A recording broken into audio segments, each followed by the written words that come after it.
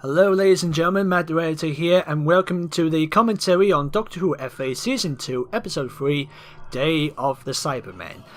Joining me today is former UDWF1, the executive producer of Double L Productions, and my good friend Sam Lloyd. Hello.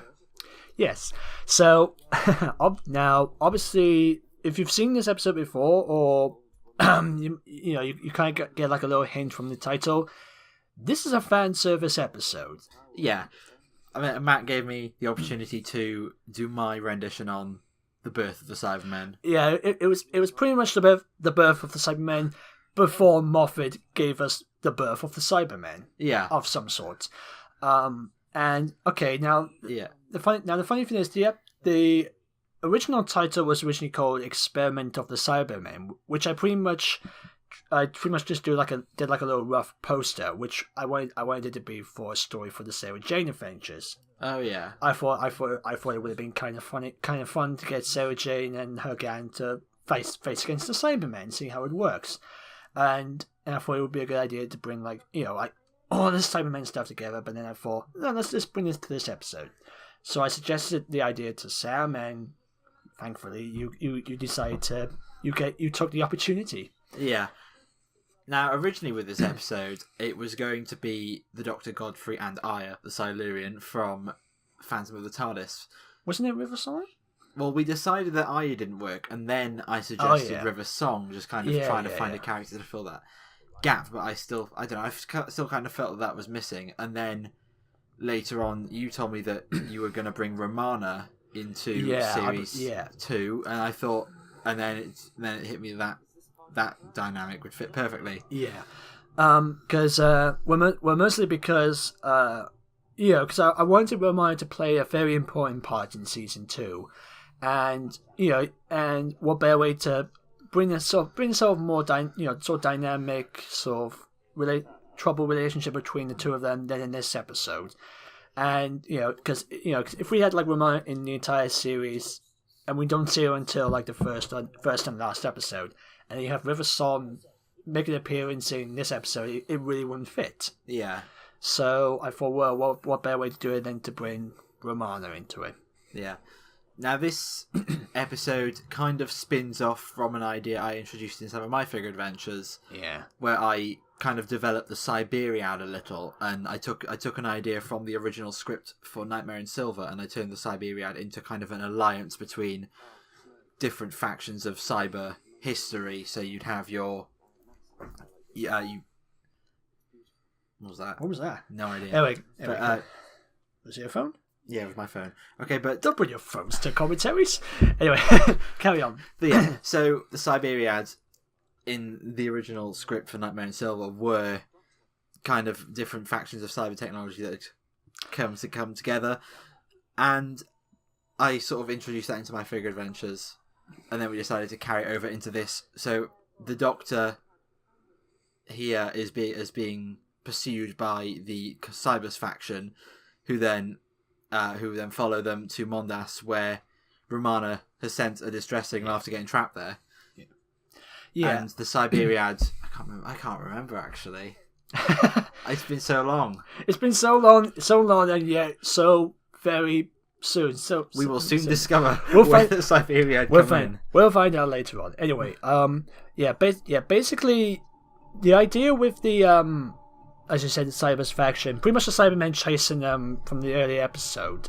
This was one of my favourite images. The symbol engraved in the cliff. In the cliff, but looking back, I don't think there would be a cliff with the Cybers image on a cliff, but I had to think of some way to indicate, this is the classic Cybermen era. We're literally on Mondas. We're going back in time to when it actually began. And I couldn't think of what to do, so I thought, I'll just put an engraving on the cliff.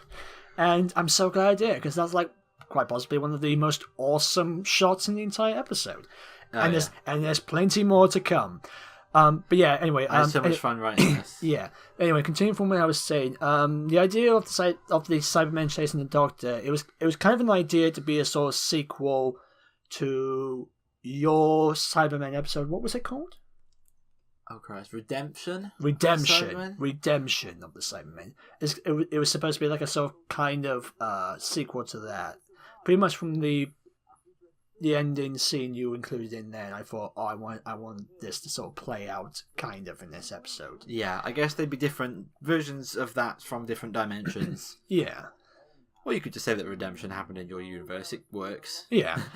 It is the multiverse, so anything could happen. Now, but yes, this is the scene in which Professor Jerrison, who's someone that I just invented,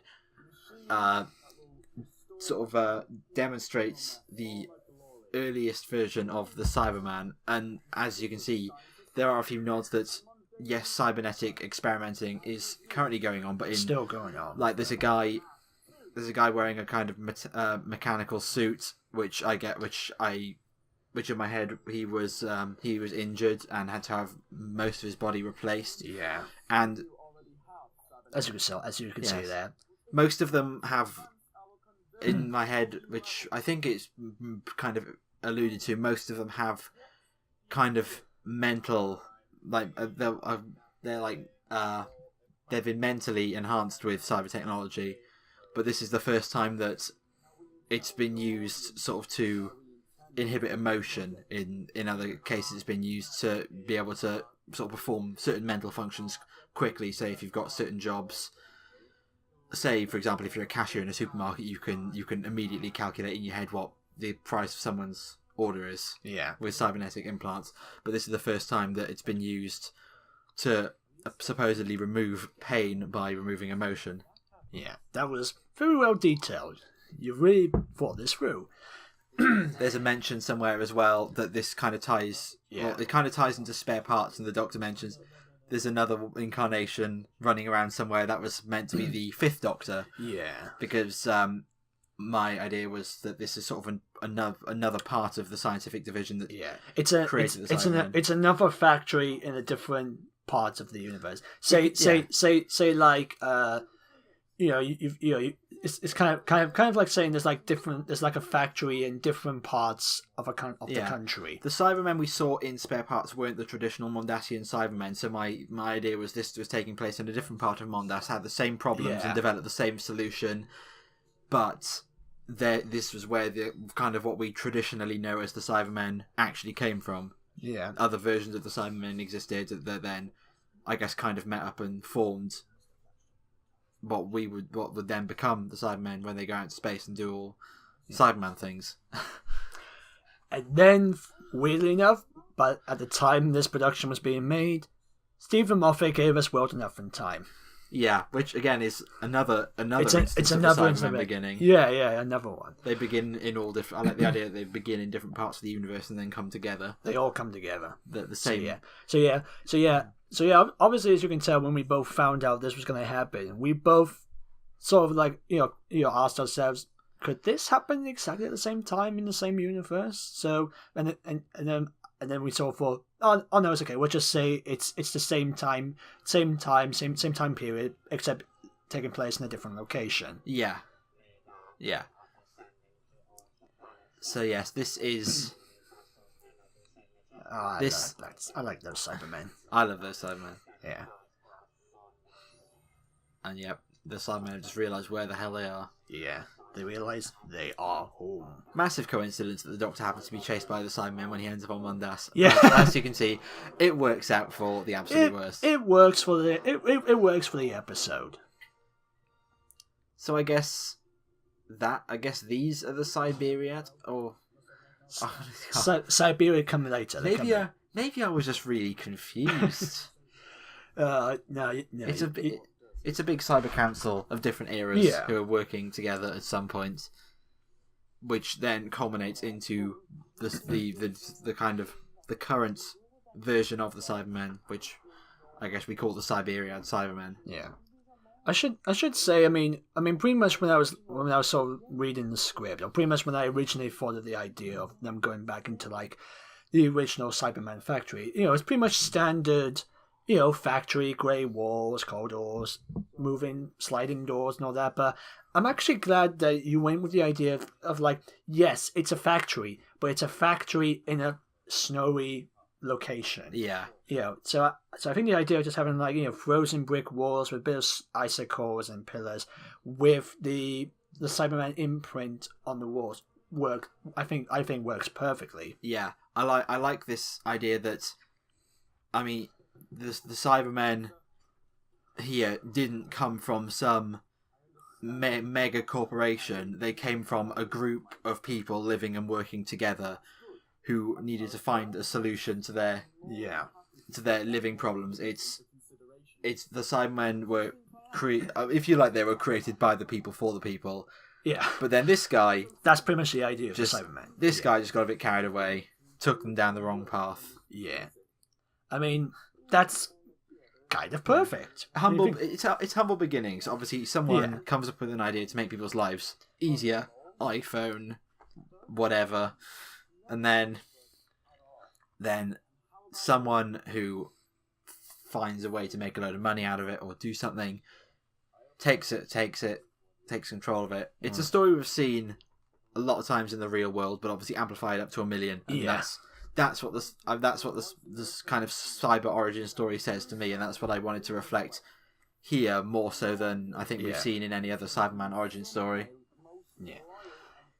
Now, I'm just looking at the set of this office at the moment. Yeah, you've got like the imprint on the window. You've got the snowy landscape coming through. You've got like oh wait, man, I should mention this. Someone literally left in the comments saying, "Oh, so does the 10th Planet Cybermen electrocute people now?" Because now I know there's a major error. Because I know that the Cybermen from Pete's World, they do the electrocuting, and most of the Cybermen just have like guns. And I don't remember. I don't know.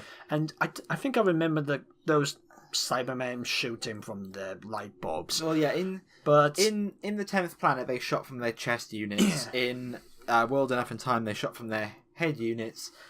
In this, but in World Enough and Time they could also electrocute people. So I figured I'll just take a combination of those. Yeah, I mean, just because we never saw them do it in the 10th Planet, it doesn't mean they couldn't. It doesn't mean they could. Yeah, and I think I should say now. Originally, I did animate them to be like, the Cyberman is actually strangling them down. But I thought, it's a bit too dark for kids to be watching this. And, I guess so. Yeah, and also the turnout for like, because it would look more like the idea of the Cyberman is just grabbing them and then just throwing them to the floor, rather than just grabbing them and then strangling them. So I thought, no, I'll just add in the electric effect. Yeah. This guy was supposed to be a cyber lieutenant. Yeah. And then the cyber controller... It's pretty much the cyber leader. Yes, essentially. Yeah, I should say this was a major confusing thing to do because literally throughout the entire production, I was thinking to myself, oh wait, which Cybermen's which rank? Which one's the cyber leader? Which one's the lieutenant? I literally could not remember which Cyberman was which, and in doing so, there are some moments where some Cybermen have the exact same voice or the same style or same tone of voice. So I apologize for that. This is a very spiritual journey for the Cybermen. Well, it's the closest thing the Cybermen can get to a spiritual journey. They find themselves on Mondas. Yeah. And they're rediscovering their past. I mean, they've been replaced and remodeled so many times that they don't really know who they are anymore, and this is the one time where they actually discover that, and then as you'll see, they identify that in Jerison. Yeah.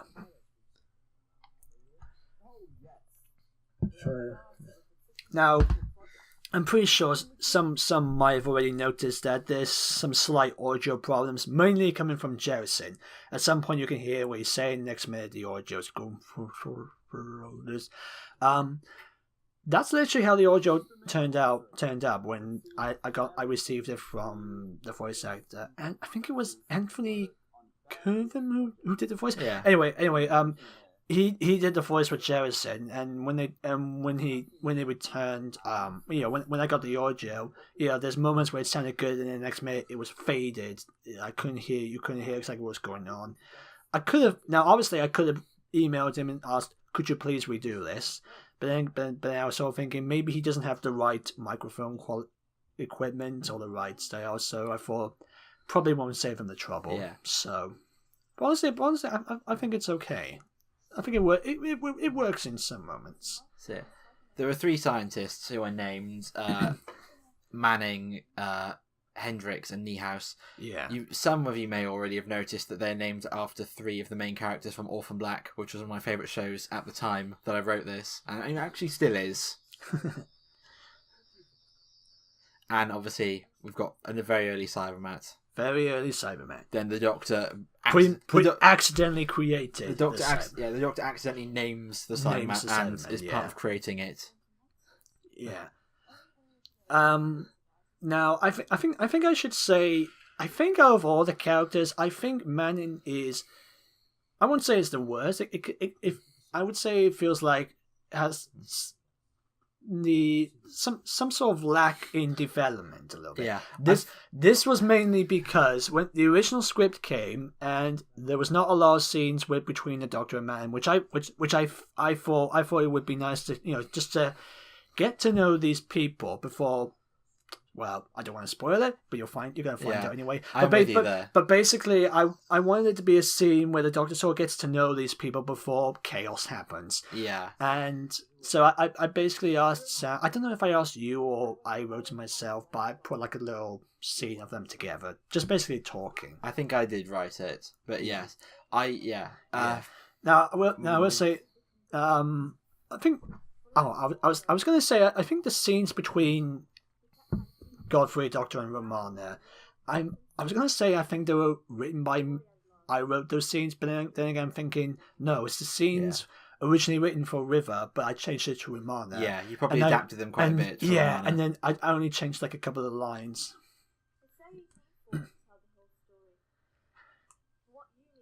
I mean, yeah, this bit would have been entirely you because this is linking to the arc. I mean, it's linking to the series arc. I mean, most of the lines in this scene are pretty much accurate to the original script, but there were like a couple of lines where where I had to change, like some lines or some continuity, some change some names, and just try and give keep it linked to the story arc, which is always a major problem. It's always a major problem when you're trying to link it to the series arc. This was kind of cool that this thing which is on the side is actually a secret entrance. Oh yeah, I remember writing this and thinking this is gonna look really cool. Yeah, because this is, of course, and yes, Romana has a sonic screwdriver. This is the sequence where Romana and Godfrey go down into the Cyber Tomb and discover that Professor Jerison is much further along in his experiments than he lets on. Yeah. Yeah, I wish with the Doctor and I don't know, I feel like the Doctor confides in Manning far too quickly, given that she is a scientist working on the Cybermen. Yeah. And then he's just like, I'm here to stop this. I'm here to make all of you lose your jobs, even though I'm saving your life. But basically, looking back, the stuff with the Doctor and the scientist, I think needed a bit more development. I mean the bit, for instance, the bit where the 2 scientists are plotting against.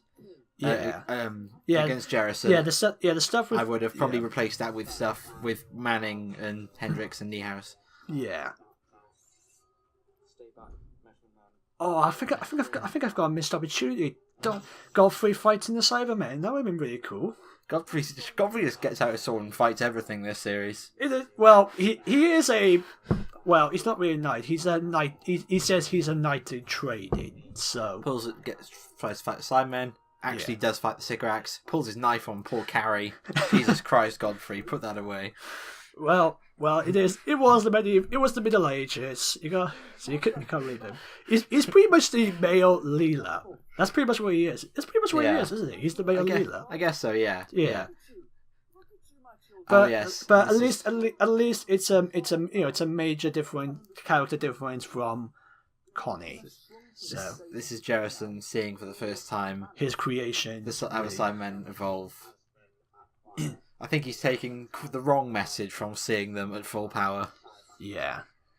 he's like, this is great. This means I'm a huge success and everyone loves me. But actually, he's completely ignoring the fact that they're huge, brutish creatures. Yeah, which are literally saying we're here to turn everything into what we are.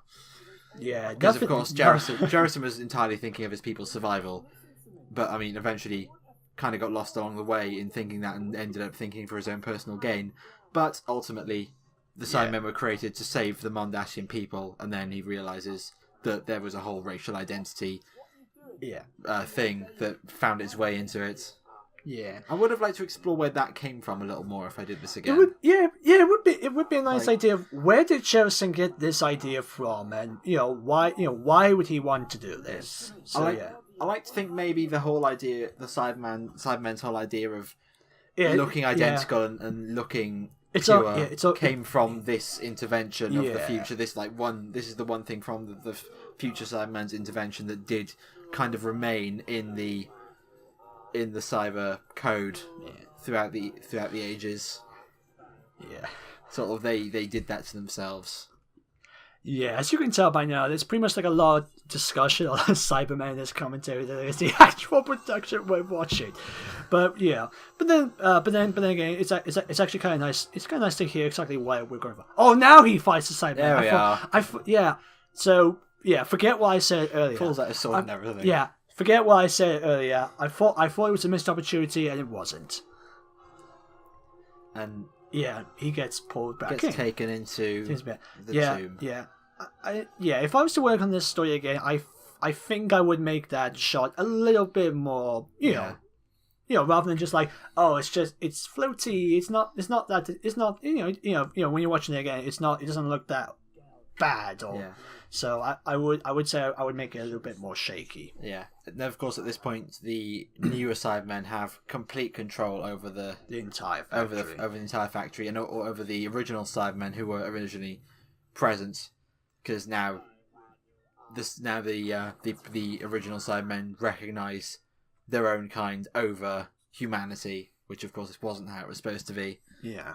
That's why I kind of like to think that the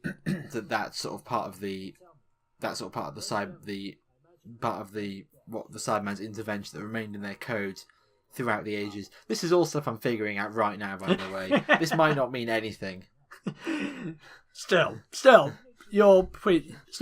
is a commentary. We're pretty much discussing it, so there's nothing wrong with that. I'm pretty sure that's what commentaries are supposed to do. Yeah, I mean, it's not like Stephen Moffat never made up things that he missed out of his stories. Afterwards and put it in Doctor Who magazine. Oh yeah. By the way, this happened.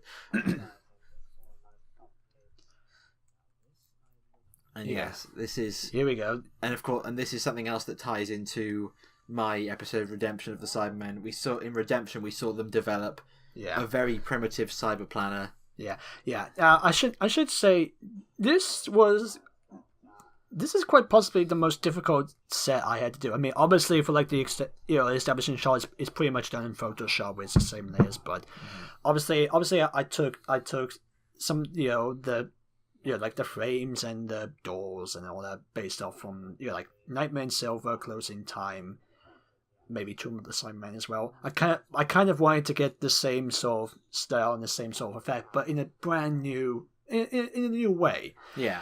Yeah, but I also wanted to make it look. It's very cluttered. It's gigantic. It's so mechanic in a way. Yeah. So I pretty much made sure it was it's wide, it's tall, it's big. There's a lot of Cybermen ready. And I think the one thing I'm most proud of is the door, the Cyber Planner door. I absolutely love this sequence of the Cyber Planner emerging. Yeah. Okay, we'll talk. Leading up to this, we're gonna discuss about the design of the Cyber Planner. The hand reaching around the door. Yeah, the hand is actually a nice touch. And there we go, the most obvious, laziest. It's a weird design. It's a weird design. I mean, looking back, I'm thinking to myself, why did I go with this design? I think I was trying to, keep it close. Try and combine, the current Cybermen with the classic Cybermen. In doing so, I just made it look kind of odd. I kind of like it though. Yeah, I mean, yeah. At the same time, I kind of wanted to give the idea that they're still human, which is why I included the human face. Yeah. Which, funny enough, it did not have black eyes. It literally just had human eyes. And if you were to see it in real life with the human eyes, it looks laughably ridiculous. Is that why you replaced them in post? I replaced them with black eyes in post. Yeah. And looking back at it now, I think whether you would think, oh, that looks completely fake. I think some people would look at it and think that would be kind of disturbing for a kids show. Kind of similar to the the black. Well, pretty much the guy who got killed by the Cyberwoman in Torchwood. Yeah. You see the eye holes. Oh god, that was horrible. That was horrible. And looking back, I'm thinking to myself, yeah, that would be a little off for kids. But yeah, as you can see, most of it was done with blue tack. I really wished I had the features, the right equipment to make an actual custom Cyberman, so I can, really try and make it look better than it is. I don't know. Next time we might bring him back, we'll just say, oh, he's now converted back into the brain rather than in the same body. We'll just see his body as a shell or something. Yeah.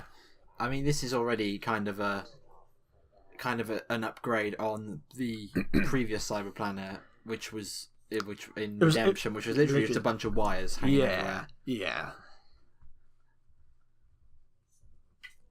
So yeah, the Doctor and the Cyberplanet are having a little chat. Cybermen everywhere, and yet Romana is pretty much sneaking around, not being seen at all.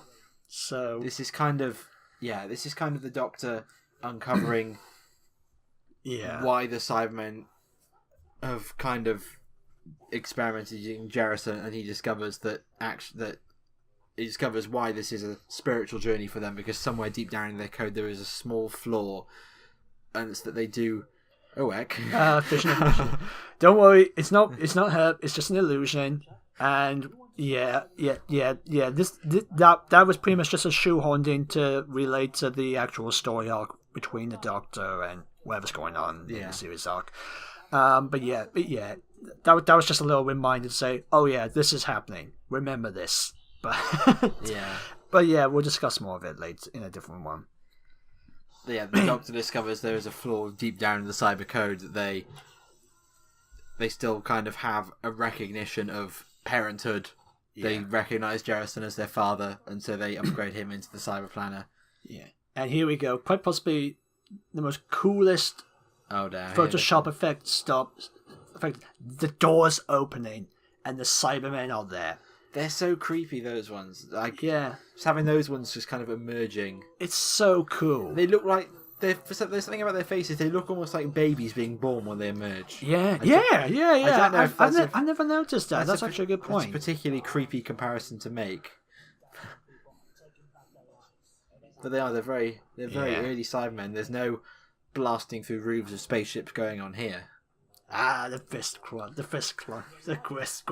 Oh yeah, I suppose that was a good thing about making it a blue tack. You can do that. Kind of thing. Yeah. That was an addition. Oh yes, Here we go. Now we can actually the see. Cyber Planner with knowledge of future cyber events summons the Cyberians. Yeah, this was such a cool effect to do. Just have the Cybermen or the Siberia just stepping out of the light. I actually got that idea from Army of Ghosts, like when they emerge. Yeah. And look at that. Look at the way they march. Now I love how they just emerge behind them. Yeah. Now I will admit I kind of wished that was either slow when they actually emerge, or maybe there was more coming out at the same time, just to make it look more like there's a whole lot of them. How we're gonna get out of this? That sort of effect. But I actually like what we did. I actually like what I did there. But the Cyberplanet can shoot out of his head. In Redemption, the Cyberplanet plans were sent back in time. Yeah. And then eventually, then of course it's created by these Cybermen, and then the Cyberiad arrive. Yeah. To collect it or whatever. Yeah. Okay, I should say, I said earlier on that I kind of wish man's development was developed a little bit more, but then again I saw there's not really going to be much development because you're probably not going to care less or more when they die in that scene. That's true. Yeah, but at the same time, I kind of wanted it to be like a sort of like a little hint that this person we got to know for a little bit has now died. So we kind of feel bad, and the Doctor doesn't know that. The Doctor doesn't know it. Yeah, the Cybermen are beyond just upgrading people now. Yeah. They're on their own mission. And the Doctor has survived a laser blast. Of course he does. He's fine. He's fine. Shake it off. Shake it off, yeah. Yeah. Romana's ring. Yeah, that kind of plays a part in a future episodes. And looking back, I'm trying to remember how it played a part, but I'll discuss it more in the season finale. Yeah. But yeah, in the original script, when it was with the sun, it was the vortex manipulator, and I thought, well, since Romana's got her ring, the time ring, referring back to Genesis of the Dalek with the time ring, where you put it on and it returns you back to the TARDIS. I kind of wanted to add that in a little bit. Yeah. And yes, this is the point where the Doctor's pretty much just sort of pretty much solving pretty much what's going on. You explain. Right. Yeah. So, from what I remember from writing this, the Doctor sort of now, I mean, he was very cautious about getting involved in events, but then he realises that this was always going to happen, and this is what sort of sets the Cybermen on the course to being what they were always supposed to be. Yeah. And then he realises that what happened, sort of, because at this point Mondas is the 10th planet in the solar system, and that this is how it becomes. I don't know what to say. No, what you pretty much just drifts off. Yeah, what you pretty much just said there about how this was supposed to happen. So in a way, he pretty much went back to not really stop what's going on, but just pretty much just go and make sure it's fixed. But then he discovers, this was supposed to happen. We were supposed to come here. We were supposed to pretty much start all this. Yeah, I mean, and if I guess the Doctor thinks that by not altering the events, but by becoming part of events, he can preserve something that has found its way into Cybercode through the Cybermen's intervention of the future, and that is kind of the longing for their father, and he's used that to sort of set the Cybermen on a slightly different path, which won't necessarily alter events, but will, I guess, fix what happened here. I don't know.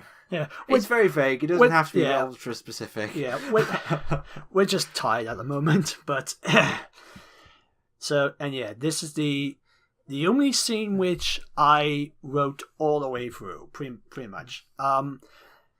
And it was kind of a scene I was kind of wanting to go for anyway throughout the entire series, and having Romana, I think, try and have this small adventure with the Doctor, I would say just to try and I don't want to say make up, maybe make up with what happened in episode 1, but at this point that the Doctor cannot.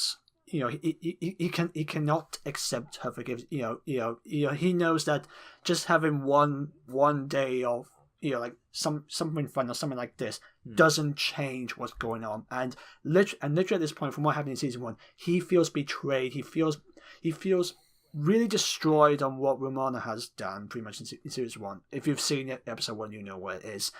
And this is Romana just pretty much just to say, I know I've done wrong, but.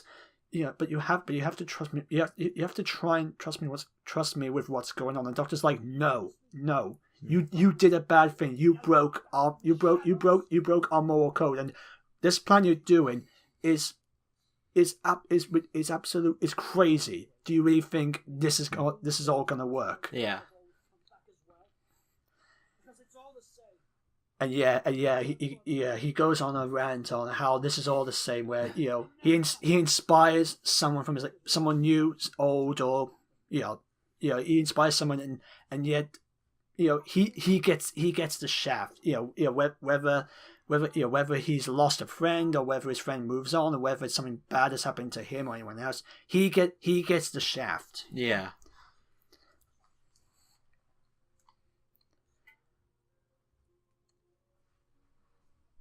And when she pretty much asked, why did you help me anyway if I've done wrong? And he says, I'm not helping you, I'm helping an old friend. I'm helping someone I knew a long time ago. Yeah. And that's why he's not helping this Romana. He's helping his friend who is known from a very long time ago, who he hopes is still there, but he cannot see it. He cannot see it because he is hurt. And then just a little moment, it's just a little moment where he was about to turn to say wait, but she's already gone, and she's left him. She's left him the time ring.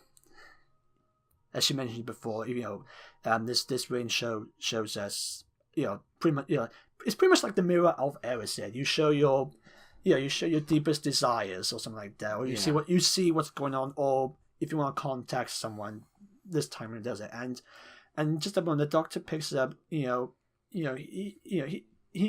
doesn't know exactly if it really worked or he believes Romana, but he's like, better keep this as a reminder. I love this moment where we see a darker side of the Doctor. That's pretty much what I was going for with season 2. It was kind of an indication that this is the Dark Doctor, or in some cases, this is the lead up to the Valiant. Yeah, the Valiant could very easily have come out of this moment. Yeah, and that's pretty much it was pretty much one of the one of the arcs of the series. It's not just what's going the plan, Romana's mission, or whatever's going on with Godfrey. It's pretty much a Doctor going to a darker side, and this is a little. This was just a little addition that Romana has a TARDIS of her own. Oh yeah, which we filmed at your house. Yes, and there we go. There we go. That was our very well analysed commentary on Doctor Who season 2, episode 3, Day of the Cybermen. Yeah. Any thoughts?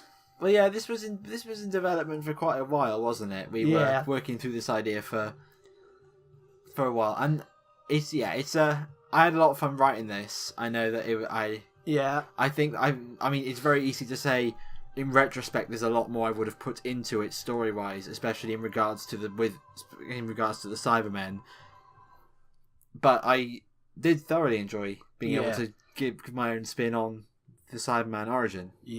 I agree. I don't see this as a story that I think in time would hold up. Looking back, there are some moments which, we might need to, we really should have rethought about or sorted out. But we still had a lot of fun making it.